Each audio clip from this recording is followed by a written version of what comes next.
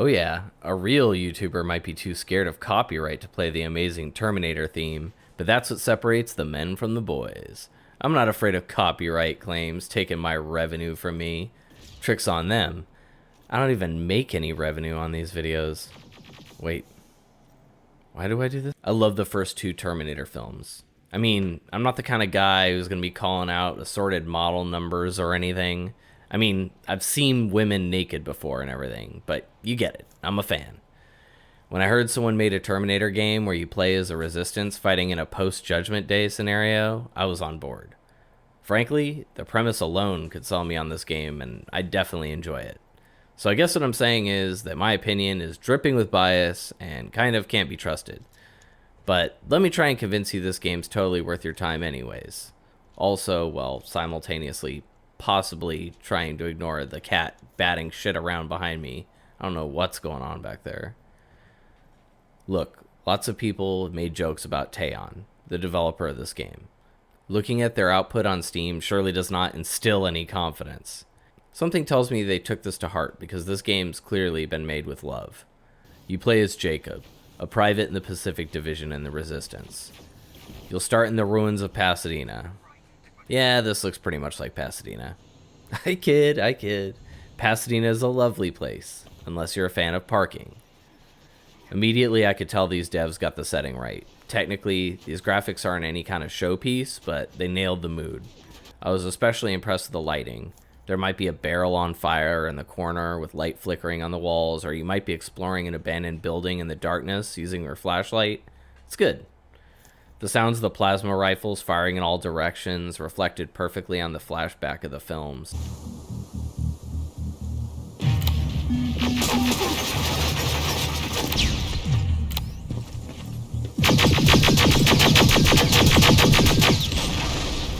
In Pasadena, you'll assist a small band of survivors and escape in an old beat-up school bus.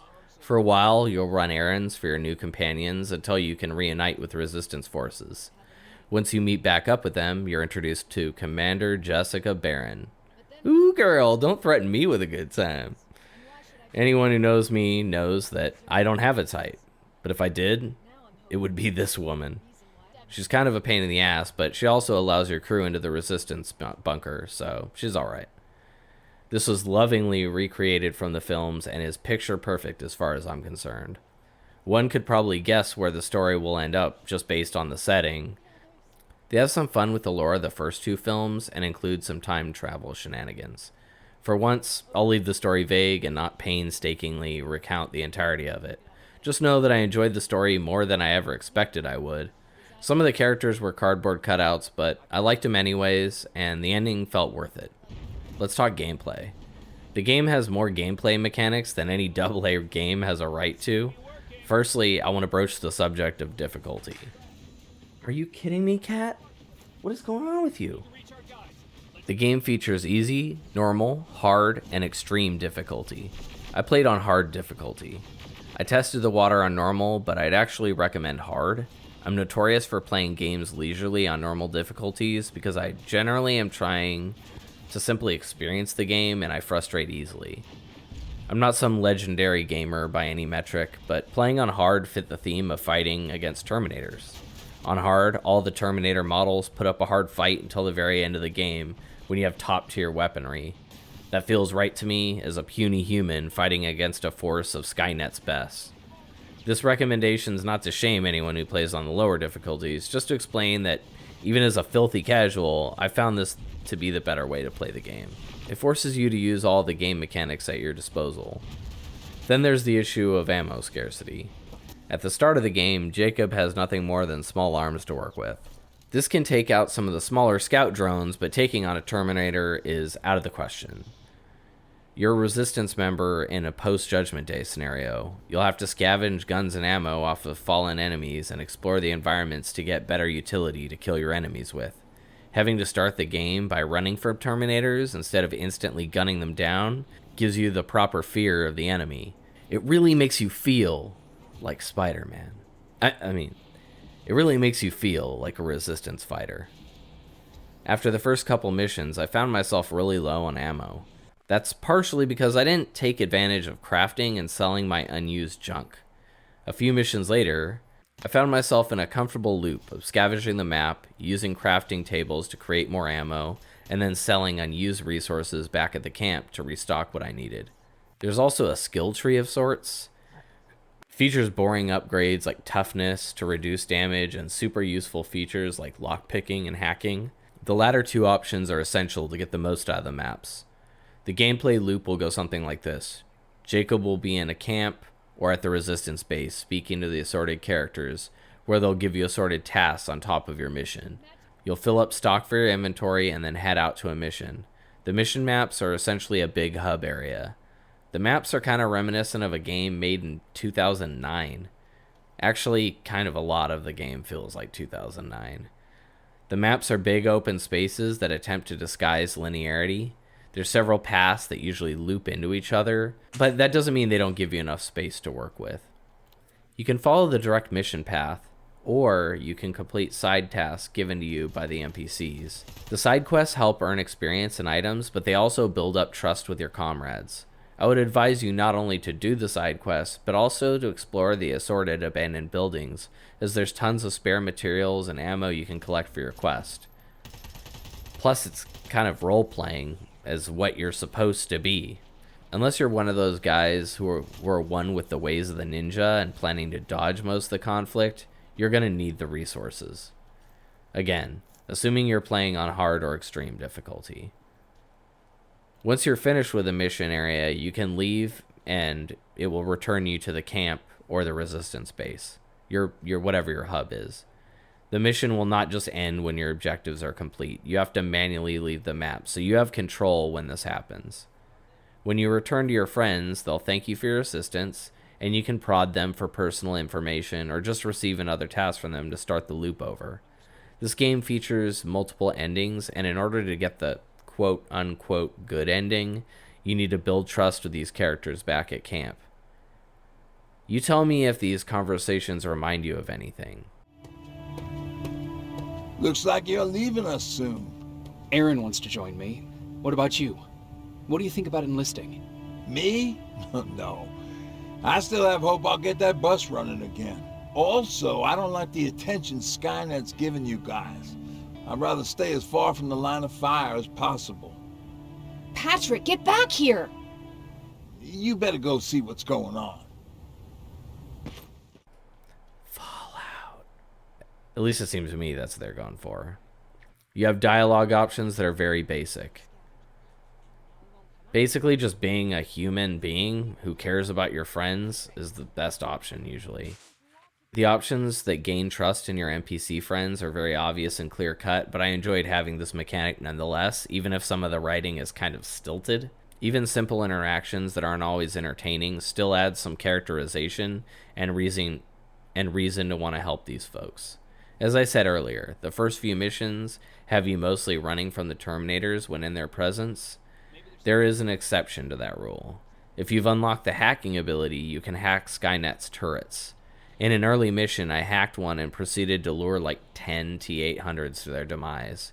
Their AI is suboptimal, but it also kind of lent to the robotic nature of their models. As heavily armed robots, they're not programmed to fear us. They're the hunters. We are the hunted.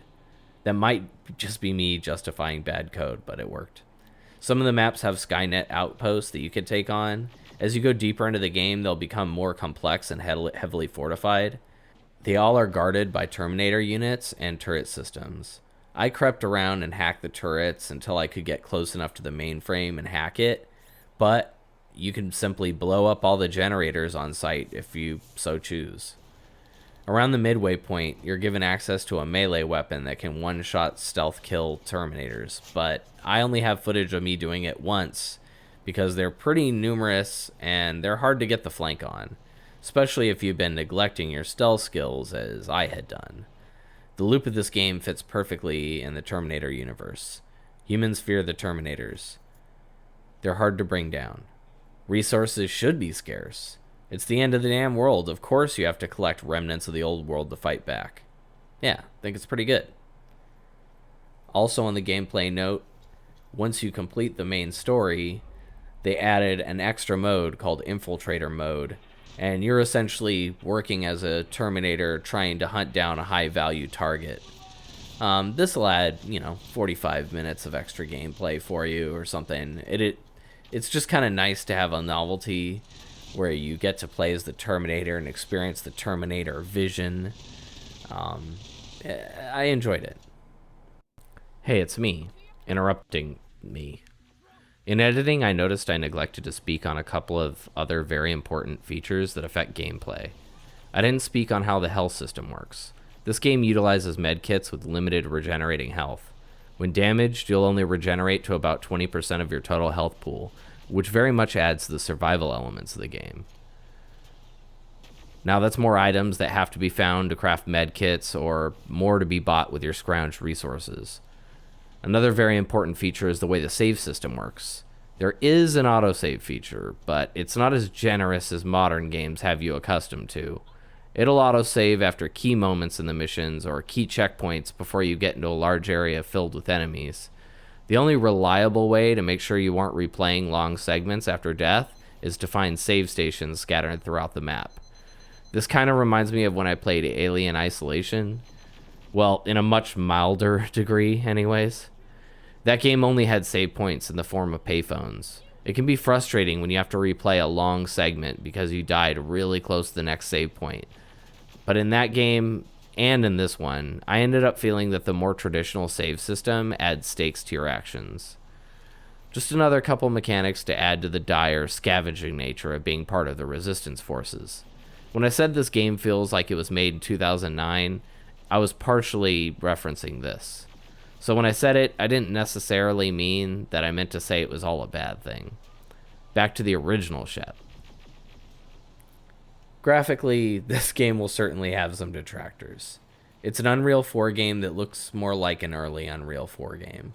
Some of the textures are kind of muddy, and the character faces have that sort of primitive porcelain doll look that are reminiscent of the early part of the PS4 generation. Some of the animations also look simplistic and perhaps could have been more accurate to add life to the game. Those are clear and obvious downsides, but I'd also say this game mostly looked good still. The lighting was really great. There's some missions that take place during the day, and it hurt the look of the game for sure, because the extra mood added by the shadows and the darkness can't be understated. They also did a good job of populating the maps with a ton of debris and devastated buildings that fit the scene perfectly. The Terminators themselves look top-notch and fit the bill accordingly. I mean, you can see how this game looks. If this bothers you enough to make you not want to play it, then I'll leave that to your discretion. I'll say that they let me turn off film grain in the menu, so that earns serious points for me. Something about Unreal 4 leads everyone to put like 90 different types of post-processing effects on everything, and I fucking hate it. Letting me turn any of those off is a big win for me. The sound in this game is great. Well, I should say, the sound in the Terminator franchise is great. They had the license to the music and sound, and they used it to great effect. Can you imagine fighting Terminators from the shadows while the theme soars behind you? Forget imagining it. Check this out.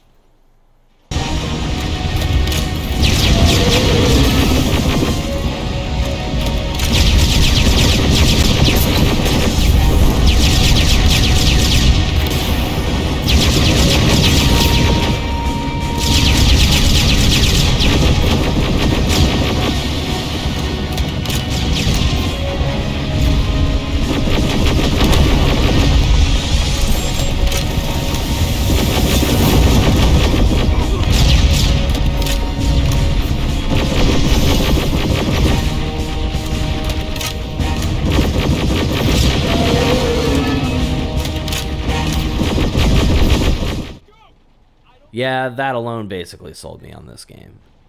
The sound of the plasma weapons kept flittering my fanboy heart throughout the whole game. The only complaint about the sound design I have is the sound mix. Personally, I think about everything in the game could have been mastered a bit punchier. The effects volume could have been bumped, the dialogue could have been bumped, and the soundtrack could have used more cowbell. It's strange because when it transitions into a cutscene, they appear to have been mastered at a higher volume. So if you've bumped up the gain on your headphones to compensate for the gameplay sound, they'll give you some fucking tinnitus. Listen to how the soundscape changes once the cutscene starts. You